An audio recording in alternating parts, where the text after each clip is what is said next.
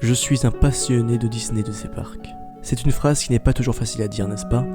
Depuis que j'ai 5 ans, je me rends à Disneyland Paris pour découvrir ou redécouvrir son univers fabuleux, ses attractions, ses spectacles, ses animations, son ambiance si particulière, ses cast members toujours plus accueillants et toutes ces choses qui font que ce lieu se distingue de ce qu'on a l'habitude de voir au quotidien. Dans cet endroit, j'ai pu rencontrer de véritables amis, j'ai pu me découvrir de nouvelles passions, j'ai pu me cultiver sur ce qui fait l'histoire de notre pays, voire même du monde, et près de 12 ans après ma première visite, le ressenti reste toujours le même.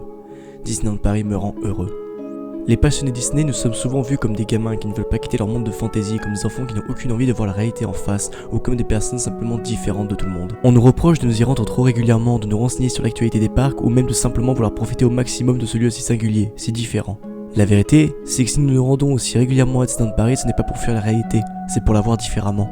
Dans ce lieu, tout est plus grand et plus disproportionné que dans nos habitudes. Nous sommes entourés de musique accompagnant chaque instant de notre périple dans le royaume. Tout paraît parfait, des personnages venant à notre rencontre jusqu'aux moindres détails que nous n'aurions même pas soupçonnés avant de les apercevoir. Si Disney est le leader des parcs à thème, ce n'est pas pour rien. 6 resorts à travers le monde, des antennes d'attractions et de spectacles différents, des milliers d'employés et plusieurs millions de visiteurs chaque année. Les parcs Disney plaisent, et en l'occurrence Disneyland Paris plaît.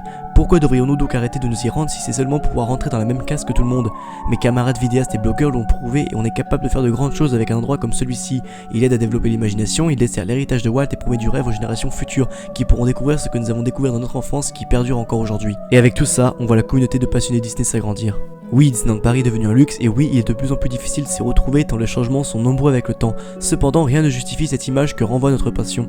Tout le monde a le droit de rêver, tu veux devenir astronaute, fais-le, tu veux devenir un super-héros, donne-toi-en les moyens, tu veux devenir un explorateur, vas-y. Mais si tu veux être les trois à la fois, il n'y a que dans un parc Disney que cela est possible.